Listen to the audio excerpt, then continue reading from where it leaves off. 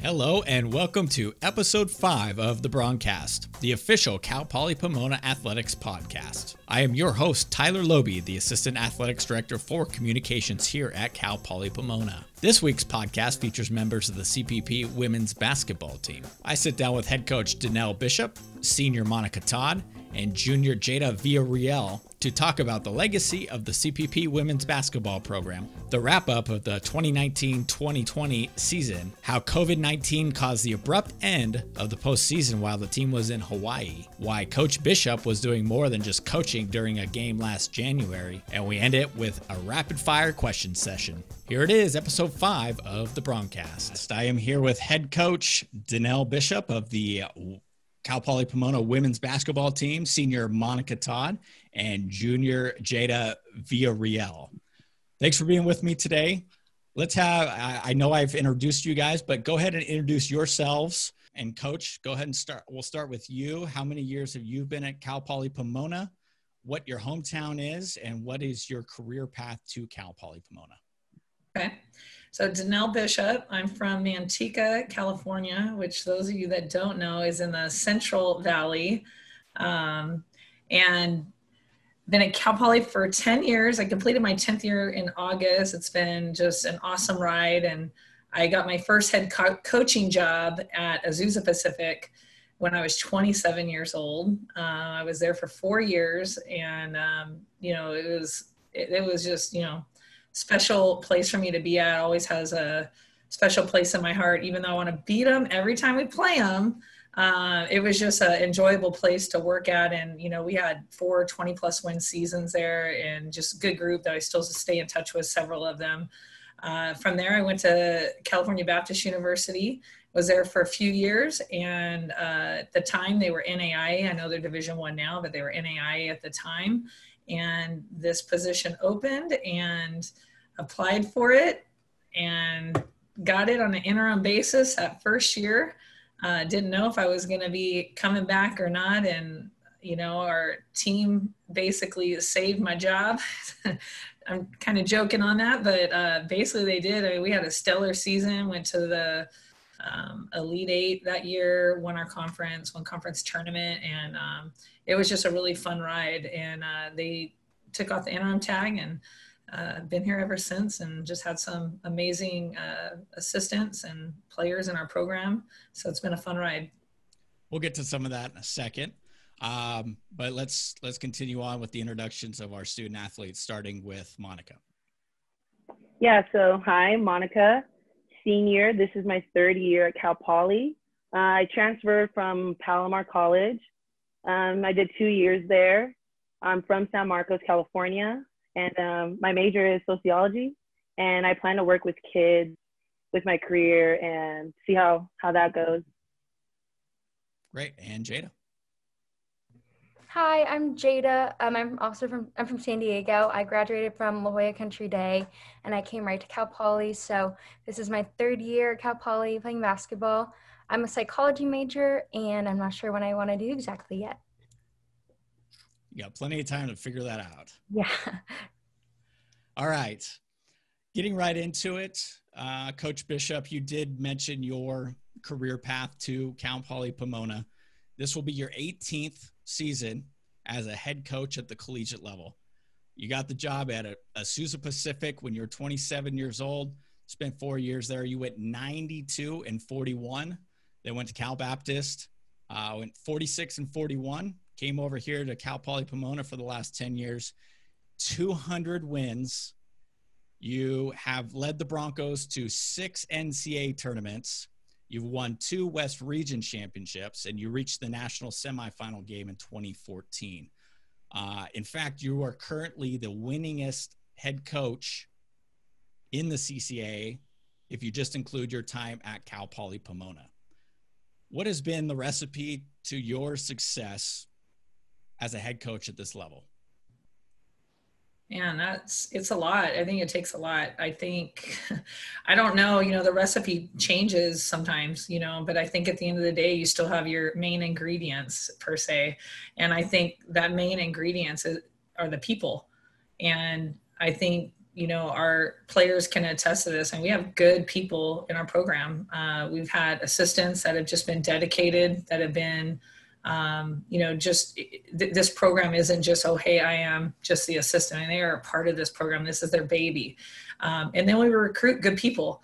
And, you know, we've had a couple players here and there that just, you know, going through some stuff, trying to figure stuff out. But at the same time, we just had solid people in our program. And then, you know, our department has always been just everybody just supportive. And I think when you're in a department that your program is important, all the programs are important, but when your program is important and supports and pushes and wants you to be successful, it's a great feeling, you know? So I think that's a big part. I think it's just a big commitment as well. And we talk about that with our players all the time, just about culture and being committed, making it a priority, and what does that look like? And then just trying to be positive. And I'll be the first to tell you, I'm not positive all the time.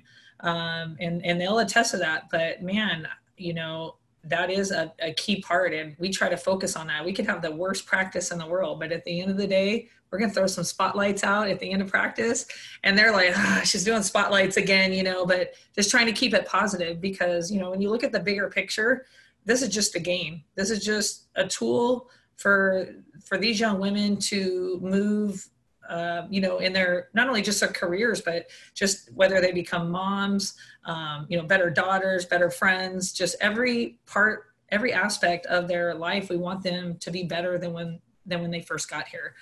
So I think that's been a big key. When you first got here, obviously you knew how successful this program had been in the past. It has 5 national championships, which is incredible. It's tied for the most in Division II women's basketball. 23 regular season conference championships. Much of that came, you know, during a 26-year span prior to 2002, which is the last year that the program has won the national championship.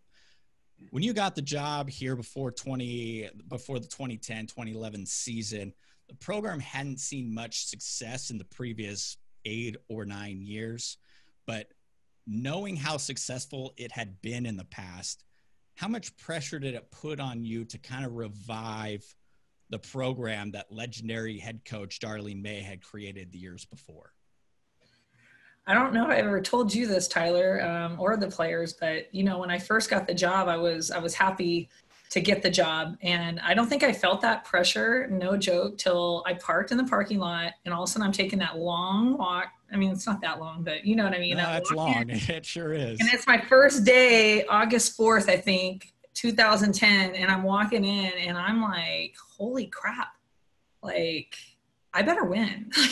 That, like, not I, but you know what I mean? Like, I better help them, like, win. Like, it just, like, clicked when I was walking in. I remember that till this day. And sometimes I feel like I have a short-term memory with things, but I remember that day. And I will say this, especially with talking to the alum, particularly the older alum that were there in Darlene May's days, and hearing the amount of pride that they have for this program. I think for me, wherever I go, I'm going to work my hardest and, you know, put in my best effort. And I think that's what we all should do. That's what we're called to do, whatever we do. You should always work hard. And so I knew I was going to work hard. I think for me, it was, could we have that immediate success? And there were players on that team that year that I walked in that I was their 4th coach they had had in 4 years. So my biggest, I guess, feat was, how long is it going to take them to actually buy into what our values are, what our culture is? And we just had great leadership. And so I think that first year just really set it off. And, you know, those players, the ones that graduated. Rayana Colson, now Rayana Hill was a senior that year. Not only was she a first-team All-American, she was an amazing leader. So to get her to buy into what we were doing was the biggest key. We got her bought in. The rest just kind of fell into place. And just, you know, kind of going from that is, you know, just getting that sense of pride. Like, we just did this last week, I think, you guys, we had a session on one of our Zooms about the history of the program. And we put together this PowerPoint and went through some things, and they've heard some of our alum come in, particularly these two who have been there, who we bring in. And I think when you hear them, I mean, that's the biggest part. It really doesn't matter. I wasn't a part, I wasn't there. It's a part of me now, but I wasn't going through that. So when you hear them and you hear that sense of pride, and you can see it when you walk into that gym, the only banners you see are 5 national title banners and all the West Region banners. We don't see all the conference banners. There's too many to put in there. And so you look at that stuff, and I think when you walk in, there's a sense of pride for Cal Poly Pomona women's basketball. Absolutely. I know I'm working on all of the record books for all of our sports right now. I've done all the fall sports. I'm working on men's basketball right now. And just going through all of that history I didn't know, it really is amazing how far this Cal Poly Pomona athletics has come. And I'm really excited to get into the women's basketball one, because I've seen just, the final records of each season. And I've also even talked to some of the alums who come to the games still, and how prideful they are. I mean, they still come to games, which is, it's great to see them out, and I'm looking forward to going through the history. But I mean, there's so much there and so much pride in this program. And I think personally, you have done a great job in continuing that success, and definitely looking forward to some more seasons moving forward. Cause I know that there's a lot of winning to be happened in the future. So this is a year. We got to get number 6. That's right. So in review of last year, 19-10, finished third in the CCA, finished third in the CCA and went 15-7. But you were upset at home in the first round of the CCA tournament to Stanislaus State. Sneak into the NCAA tournament as the 8th seed. And then, of course, we know what happened once we got to Hawaii, but that'll be a question I ask here coming up. Coming off of, well, it got off to a slow start, 6-5 and 2-3 in the CCAA. Coming off 3 straight losses in conference play, I remember being in the gym during it was either practice or a shoot around, and Coach Bishop stopped practice and began yelling, saying, let's see what she goes. She goes, "The coaching staff has not given up on you, so you should not give up on yourself." And I remember that distinctly, because I was like, I want to remember this, because they're 2-3 in conference play, and they're getting yelled at. Let's see where they finish at the end of the year. And you finished third in the conference. After that practice, you guys go and beat UC San Diego in overtime, and then go 13-4 the rest of the way. To Jayda, and I'll wait for Monica to get back in the room here. But specifically to Jayda, first of all, do you remember that practice and that speech? And what do you think was the turning point in that season? Well, honestly, now that you're bringing it up, I kind of do remember that day, because we were just, like, our confidence was so down. Like, we lost maybe like 4 key players that we were used to playing with in the preseason or like the year before that. And yeah, I just remember our coaches being like, we still have confidence in you. Like, we don't feel sorry for you guys. Nobody else feels sorry for you. Everyone in this conference, you still have a target on your back no matter what adversity we're facing. So you guys can either like lay down and die, or we're going to keep going and we're going to get these wins. And then it just was right when we beat UCSD, when they're always number 1, they're going D1, like have the best players in the conference. When we beat them, we were like, okay, we can do this. Like, we're good enough. We have the talent. We have the coaches. We have the resources. We've worked hard enough. Like, we need to step up and prove everybody wrong, because we just heard all this talk from the other coaches, other players saying like, oh, Cal Poly is no one this year. Like, they lost everybody.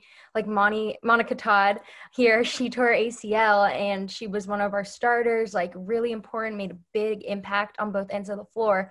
And so everyone just was doubting us, and we felt it. Like, we could feel that. But when our coaches were like, we have not given up on you, like we were like, okay, we can't just throw away this season. Like we have a whole season to go. So yeah, I'm really proud of me and my teammates for stepping up and just finishing the season out and the conference out even with just that record. Yeah. I want to just interject really quick, because when you first said that it was that one practice she yelled, I was like, oh man, that's probably like every practice, right? I think it is every practice, but that specific one stuck out in my head because I was like, I'm going to remember this because I want to see where they finish and see if it was really like one of the turning points of the season. It really, I think, was. Yeah. Well, yeah, no, but I was nervous. And so then you said that, but what I wanted to say was just to preface that was Jayda hit on it a little bit was we had, Monty was out, but before Monty, it was like, okay, Michaela Wilson, who was supposed to come in and be one of our top players in the conference. We weren't sure what was going on with Quenisha Van Hook. There were other players, that had different things going on.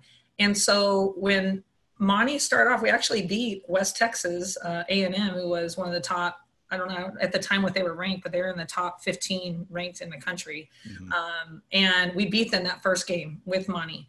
And so we were like, not to say surprised, but like we just worked hard. Like we just outworked them, and that's how we beat them.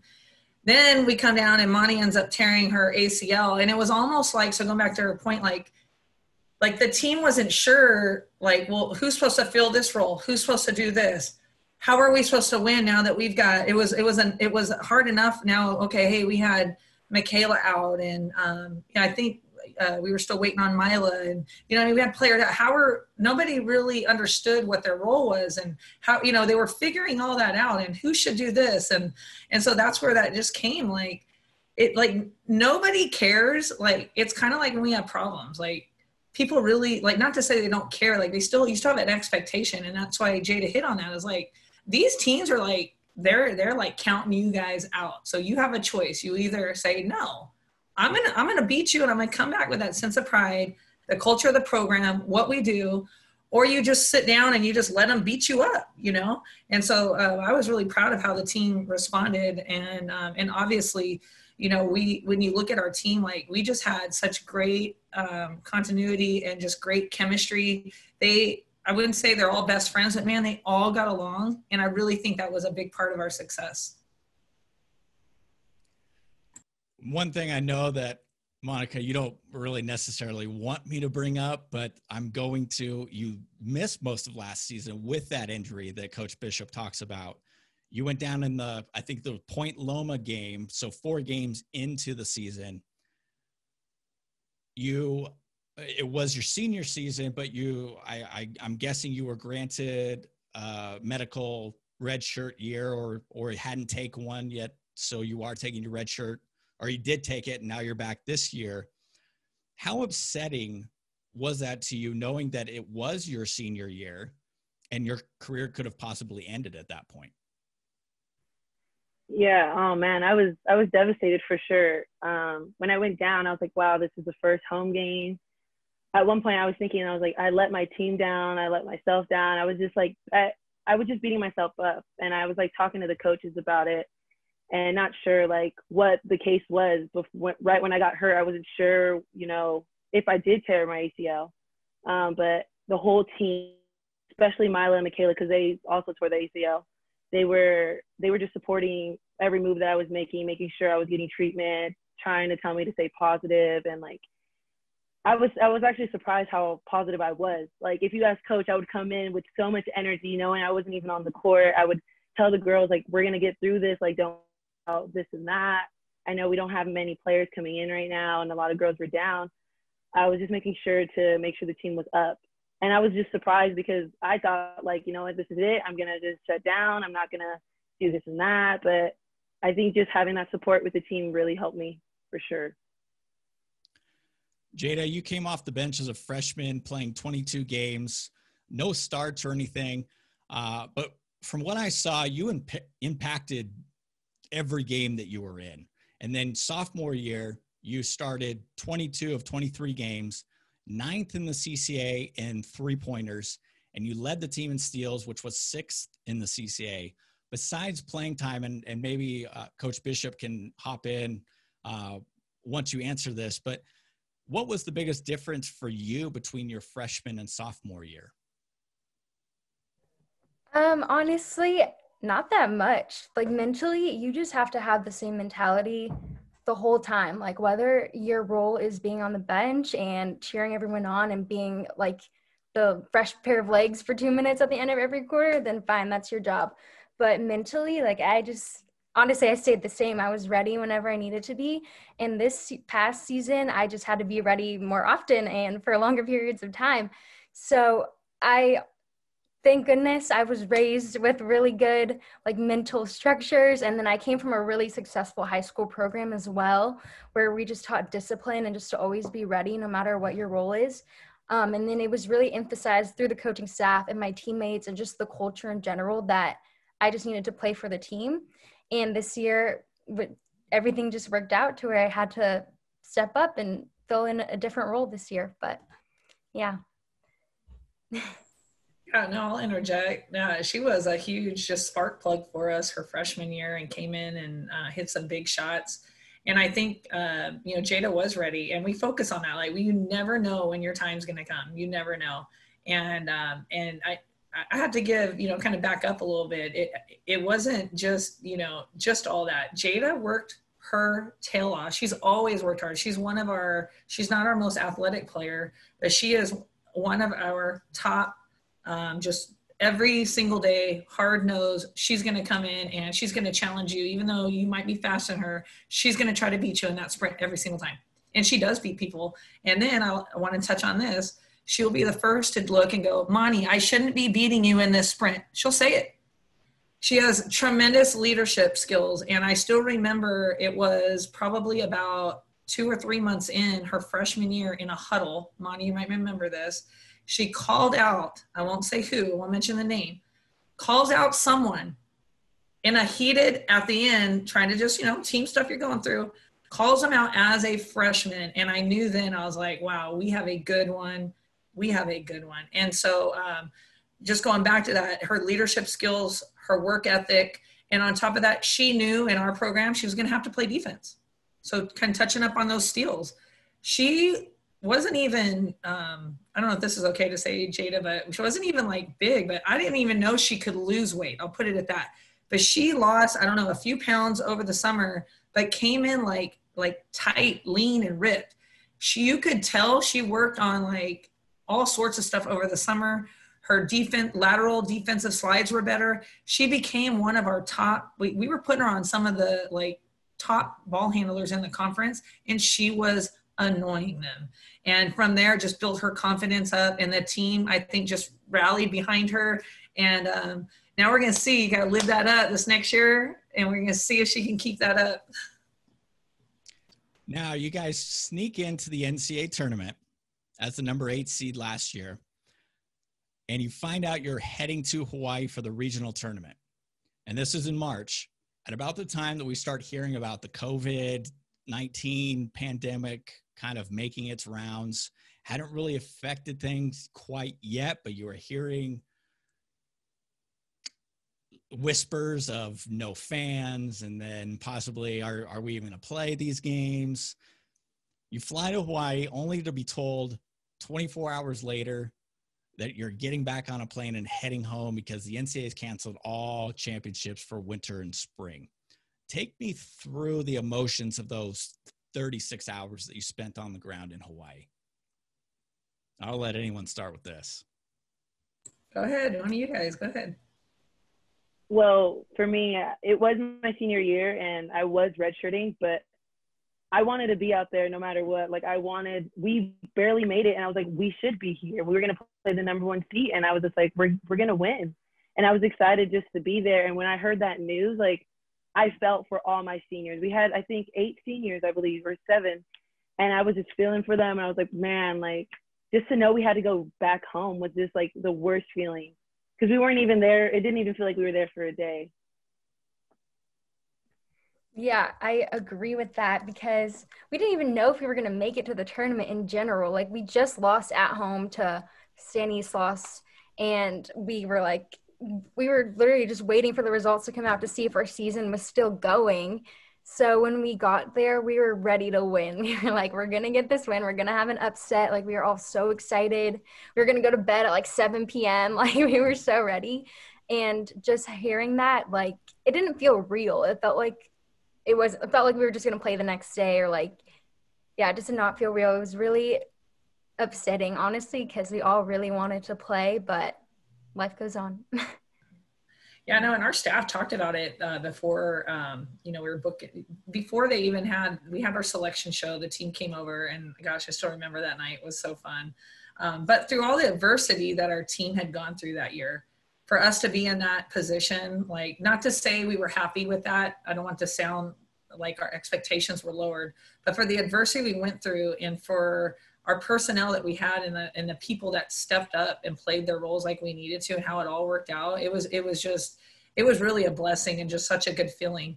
And we get there, we went to a luau that night, and there's talks about all this. And I think that night we got back, I'm hearing about the NBA. I forget who it was. Somebody got COVID in the NBA, and yes, because he touched all the stuff and did all that.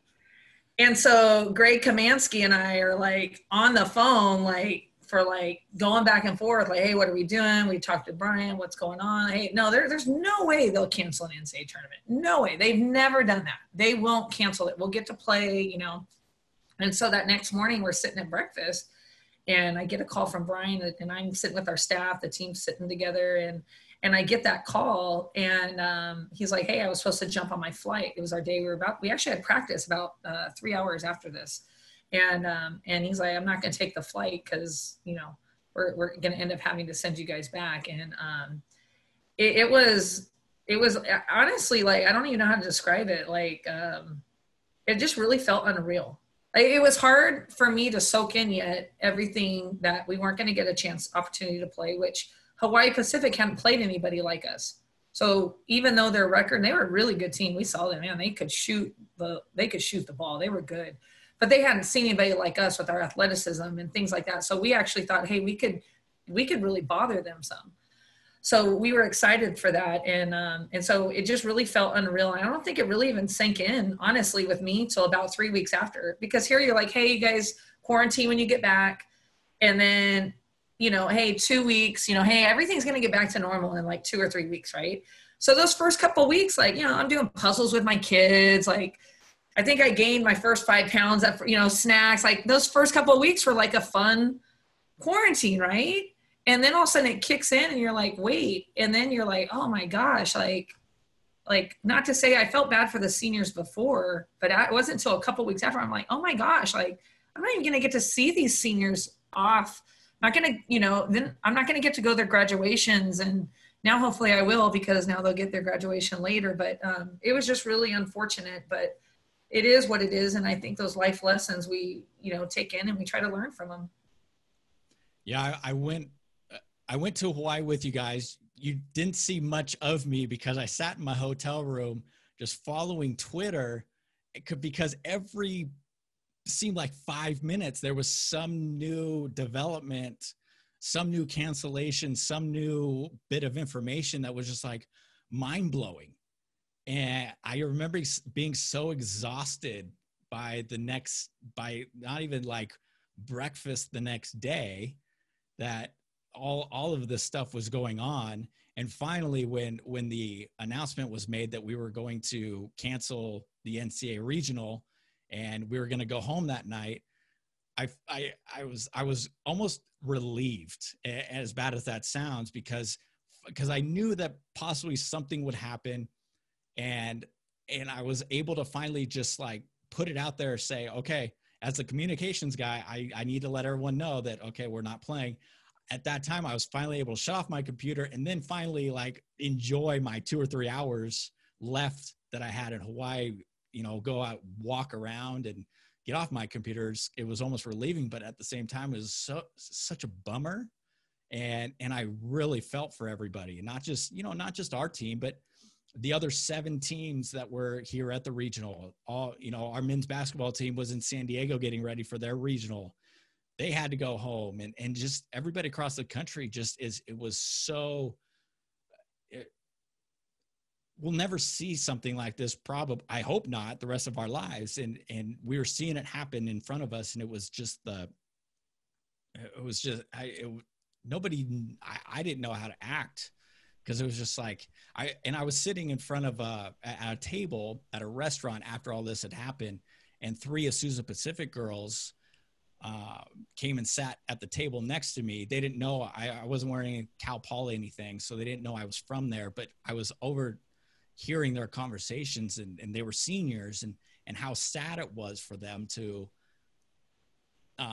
have their careers just come to an end like this. I think they were finally over the shock of it and over the tears and stuff. And so they're finally being able to kind of just talk about it with their parents that were there too. And it got me. I mean, it was very emotional. I had to get up and leave because I felt for them, and I felt for the seniors on our team and everyone else around the country. I just hope that we never have to go through anything like that again. I hope we get through it. We're still in the middle of it. But hopefully we all get back to normal and everything's, and we can get back to some normalcy, because this has not been very fun 6 or 7 months for anybody. Speak of that, to Monica and Jayda, how have you guys dealt with a sudden pivot from in-person instruction to virtual learning as we know it now? I can start. It is a transition for sure. It's not the same as getting up for your day, getting ready, going to class, going to practice, going to weights and having meetings, and then going back home, doing homework, and like going to sleep. It's just a very different transition where at home, we can't really go out. We can't go and practice with our teammates. We have to do workouts on our own. It's like being a student athlete in itself is already a mental game. And so now that we're at home and no one's watching us, it's like times 10. Like the mental game is so much higher. You have to be so much more self-sufficient, so much more motivated. Especially with classes, like you're not talking to a professor face to face. So if you forget an assignment or like don't want to do work, no one's going to tell you not to do it, or no one's going to tell you to do it. So it's just definitely a more independent system that you have to deal with. Monica, how's it been for you? No, Jayda said it all. I agree. It's just a huge transition. At the end of last year, I didn't have to do any classes online, like virtually. So I was like, oh, okay, it's just online classes. Now it's like all my classes are online. So I'm getting used to being like on Zooms and stuff, and being able to like talk, and sometimes the connection will go down, or like, you know, I can't hear my professor, and it's just like, it's a struggle. So I have to make sure I make time one-on-one with my professors, get those hours in with them. But yeah, it's definitely been tough, just with workouts as well. Especially with me recovering and stuff, I had to figure out ways that would work with me, stay in contact with my trainers and my coaches. So yeah, it's been getting better since March, but yeah. Coach Bishop, I mean, this time has been incredibly difficult for you and all coaches as well. Trying to keep your team spirit up, trying to keep them engaged, trying to integrate newcomers into the team that maybe you haven't met yet in person, or even, some of your returners haven't even met in person yet. Trying to keep everyone motivated to keep up on their physical skills. And then you can't even recruit this year. On top of doing all of that from home, you're pretty much homeschooling your 2 children. And that, how's this time been for you? It's been tough. I'm a planner. I'm an organizer. I like to do things, I'll tell you, a structured certain way. And, I told them in the beginning, I'm like, there's no game plan for this. Like I don't know the game plan. I don't have the scouting report for how to do this. I'm still learning with my kids every day and trying to adjust and motivate my own kids, Yeah, you're learning 4th grade math now, probably. Oh, yeah. I leave that up to Walt. So, yeah. But yeah, it's been, that part's been difficult. And for some reason, they probably do this at your house, Tyler, but they want to come to Mom first for things. And so they're coming to me more, all while, I have a job to do too. And a lot of that, the type of coach I am anyways, is I'm very relational. I feel like a lot of our programs have been successful because of the relationships. And I touched on that earlier. And so that's been the really hard part for me, is not being able to see them, or, hey, we got a due date. And then, well, what's the consequence if it doesn't get in, and things, you know what I mean? Things like that. So it's been really tough. And so we've been finding different things to do. I wanted to just really quick go back, Monty didn't really focus on it as much, but I just want to give Monty a little spotlight, because all her physical therapy cut off. And so this girl has worked her tail off. If you can imagine, you're in physical therapy, it gets cut off. You can't go to PT like near her hometown. You can't see Ron Malisarn, Lauren Salas, those people who are so vital in getting our athletes back. And this girl has worked her tail off. And so I think it really, I want to spotlight her and just how hard she's been working, how far she's come. And she'll send me little videos and I'm like, oh my gosh, I can't believe you can do that now. And it's so exciting. But people like her motivate our players. So she'll send it to me and I kind of embarrass her. I'll send it in the group me chat to the whole team. And then I'll be like, sorry, I just wanted them to see how hard you're working. And that's motivating and it inspires them. So those are some things we've done. We've done some cooking classes in July. We only met twice in July, but we did, I think one day was like a breakfast and another day was like some shrimp tacos, and JJ ran those. We tried to just kind of mix it up, have a little bit of fun. But at the same time, it was only, I think, once every 2 weeks, just to be able to see each other and things like that. And then of course we check in with our players as coaches every 2 weeks in our wellness checks, just try to motivate them. But we do a buddy system. So we've been doing that since March. And we rotate that. So particularly with the new players, it's causing, or it's not causing, it's, our returners are having to really build those leadership skills and reach out to them in other ways. So we do that, and then we'll give them not assignments, but like we had Ariel Marsh and Rihanna Hill on last week as our alumni, just to kind of talk about things. And Ariel, really focused on how do you transfer, like what are 3 words that would describe you as a student, So I think Jayda's, I forget what yours were, Jayda, I'm sorry, but it was like hardworking, tenacious. She was a tenacious student, but then those weren't her words. Those are your words as a player, but she wasn't tenacious academically. And so Ariel was like, well, how do we transfer those player skills into being, into your student skills? So we made that an assignment, and they met with one of their teammates for that. So we're just trying to find creative ways to, get them going.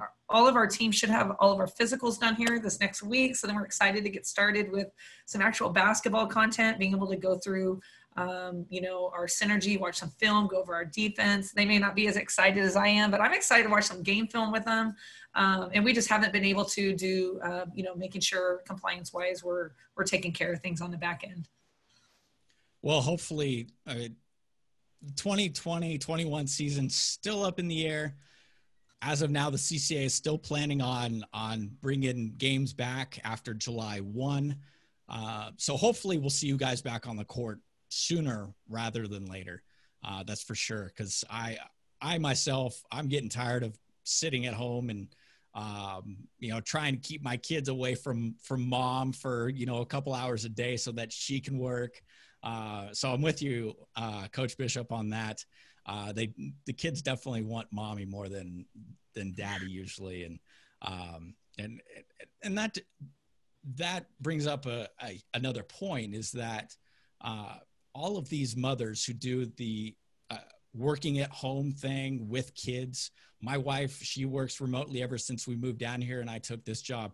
It's incredible what you guys do, because the kids rely on their moms, but yet mom has to work. So huge appreciation for you mothers and what you guys go through and what you do. So, well, thank you. Yeah. And there's no training on that. Honestly, I never thought about having kids, I think, till I got married. I wasn't one of those people, like, I just want to play basketball and coach. Like, I didn't think about kids. And then you have kids, and then you're like, well, how do you do this? And it's just your motherly instincts just like kick in, So yeah, so I've been having to, work on my patience at home. It's been a blessing. I will say that, the amount of family time we have, and I'm sure it's true. Yes. All of you guys can attest to that.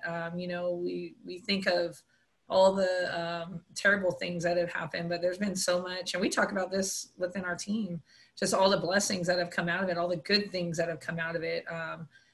Particularly the amount of time for me, particularly that I get to spend with my family. I've never spent this much family time with during a season, like during school season, or, you know, I don't know if I'm describing it right. And so it's been, that's been really great. I mean, we sit down not every day for lunch, but almost every dinner now we're sitting down, you know, and doing things. And so that's been a huge, just, I don't know. It's just important for us to be a part of our children's lives and help leading them. And so I like that part, that I've been able to do that. But I must say, I think they're going back the end of November on a hybrid. And I'm kind of like. And you can't wait. Go, yeah, yes. Give me a couple hours. So, yeah, and Jayda and Monty both have, Jayda has her nephew that she helps at home, and Monty has her niece. So they kind of are experiencing that as well. Yeah. Yeah. My kids are going back to preschool 2 times a week, and it's the best time, even though I love them, but it's the best time when they've gone to preschool. All right. So we got a couple minutes left. So I want to kind of move on to some other more fun things. First off, on game days, most teams choose to participate in shoot around, which is usually, for those people who don't know, it's a 1 hour warm up with a walkthrough of scenarios that a team might experience with that opponent that night. At the end of shoot around, most teams, including yours, decides to have a half court shooting contest. How many of those half court shots have you guys made? Because I'm 1 for 1. I'm just going to throw that out there. I'm 1 for 1. I don't know if you guys remember that, but 2 years ago, I just drained one from half court, and then I'm retired after that. I will never take another shot, no matter how much you guys try and get me. But I'm 1 for 1. How about you guys? For me, I think I hit like 3, my 2 years being here, 3 or 4. Okay. Jayda? I don't know. I know more than so many. She hit so many, she can't remember. I bet. That's all I practice. I mean, I only shoot the half team's court 3-point leader. I mean, I would expect that she leads the team in half court shots at shoot-arounds for sure. She is pretty good. And Tyler, I do remember that because our team was like all pumped and fired up after that. I mean, the SID isn't supposed to be any athletic at all. I mean, that's just athletic and SID, it just doesn't really fit. So when I drained, I was like, I do that all the time. No big deal. We like to. You definitely got to get it again. You got to shoot again. You can't. You got to redeem yourself. Maybe one day I will. Yeah, we try to involve whoever is in the gym at that time. We're going to try to get them to shoot. We've gotten Sarah Macias to shoot before. We've gotten Brian Swanson usually at the Elite 8. He'll jump in and do it. Now, I, on the other hand, am not as good as Jayda. But my team is so positive. They're always like, oh, like I could be like this off. And they're like, oh, it looked like it was going in. They're like so positive about it. Well, but I mean, they also are fighting for playing time. So I hit one this year. Do you remember? Yes, I remember. I won't say the school, but this coach that we were going to play against was talking mess about us, and Coach B hit the half court shot. Like, she threw that one in. We were so excited. We could not stop smiling for like the whole day. That was like the first one I think in like 2 or 3 years I had made. So I gotta get working on that again. All right.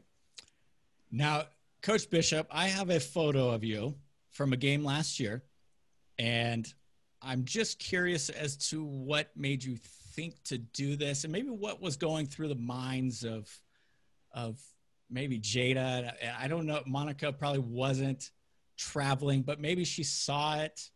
I'm going to share my screen here. So give me a second.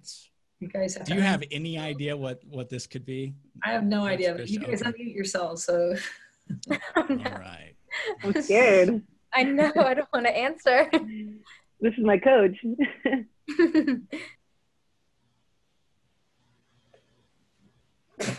This photo. Oh my gosh. This is funny.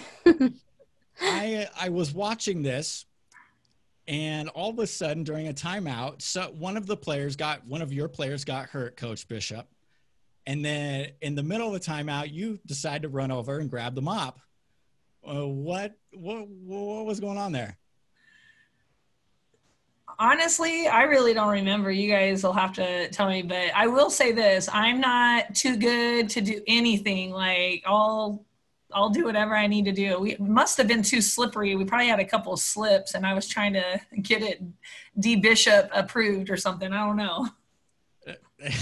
Because you have the rest of the team kind of overlooking at you that looks like they're coming out of meeting and wondering, what are you doing? And I just thought this was the funniest picture in the world. I knew I'd bring it up somewhere, didn't know where. And I was like, oh, this is the perfect time to bring this up. So I don't know. Jayda, do you remember? I think you were just really frustrated with like the refs and something could have been. I mean, one of the players just got hurt, so it could have been because it was slippery down low. And something about fouls, honestly, like you were just getting irritated, and then Q got hurt, so then you were just like, no, I'm gonna go fix it myself, and then you just went over there. Yeah, that's awesome. That's hilarious. Okay, rapid fire. For these, I'm gonna have you guys just say the first thing that comes to mind. I'm gonna start when I ask the question. I'll let you think about it for a second, and then go ahead and just say the first thing you think. We'll start with Jayda, and then Monica, and then Coach Bishop. All right. iPhone or Android? iPhone. iPhone. No question, iPhone. Would you rather be without elbows or without knees? Elbows. I only have one good knee right now, so I'll go with knees. Knees. Okay. Who was your first celebrity crush? Zac Efron. Oh, I don't know. I would say Chris Brown. Ralph Macchio, the Karate Kid, currently now on Cobra Kai. You guys haven't watched it. Okay. Favorite holiday? Christmas. Thanksgiving. Christmas. Would you rather have a sensitive nose or sensitive ears? Ears. Nose. Ears. That's pretty brave to have a sensitive nose. Especially I feel like a sensitive. I have like allergies, so that's a sensitive nose okay. to me. All right. Especially when you got to travel in van with your teammates, and you never know what kind of smells filter throughout the van. Guys, I bet it's worse, but I'm sure it happens on the female side as well. Morning or night? Mornings. Night. Mornings. Would you rather drive or be the passenger? I like driving. I'm always a passenger. Why are you always a passenger, Money? No, just drive. Okay. What is your least favorite type of music? Heavy metal. Sorry. No, you're good. I think like EDM. Yeah. Yeah, heavy metal. Okay. I'd say that too, heavy metal, for sure. Would you rather be invisible or be able to fly? Fly. Fly. Probably fly. Okay. Have you ever gone to the movies by yourself? No. No. Nope. Would you go to the movies by yourself? Yeah. Now, yes. Pre-quarantine. Kind of have to. Yeah, pre-quarantine. Okay. Would you rather be good at dancing or good at singing? Dancing. I could dance, so sing. Jayda can sing and Money can dance. Yeah. You know what? Since they make me dance sometimes, I'll go with dancing. Okay. That's a thing, Money, can you do it like right now? Give everybody a little taste test of what you do. You don't have to come to the give game. us a beat. Give us a beat. I can't. I gotta feel it. It has to be game day. It has to be game day for me to do it. It is the BroncCast is game day. You should have been you should have all weekend to prepare for this. Come on. She's got the whole she's like hits her foot or hits the wall on something, and it's got like beat. Yeah. Who starts that whole Broncos chat down the hallway? Is that Monty? Or is that somebody else? Casey Smith. Yeah. Well, she's gone now, so I guess somebody has to step up, right? Lay did it for you. Oh yeah. Okay. Lay orgy, yeah. But that's actually a tradition that they've been doing. I know they've been doing at least since 2002, so that's why they do that. I think it's great. I think it's fantastic. You have just won the lottery. What is your first purchase?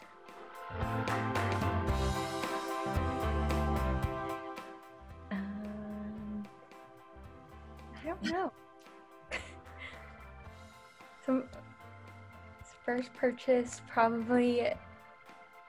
Honestly, I would put it in my bank account, like savings right away. I would say like a rec center, something like that for like kids and stuff. Okay. I'm so selfish. I watched that.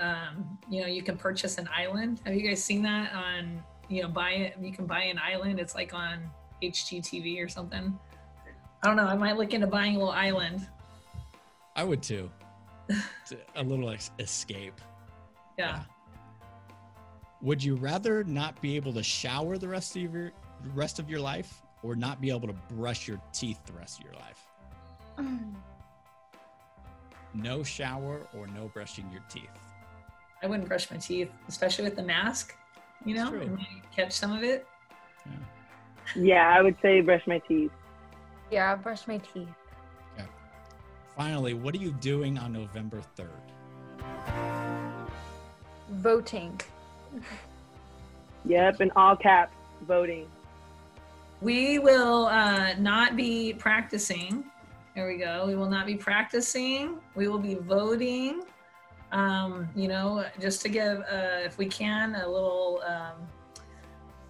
tell you we got a nice little voting video coming out here that you guys are going to have to catch. I think you'll be surprised. It's pretty catchy. So I hope everybody likes it as much time that we put into it. So looking forward to it. Can't wait.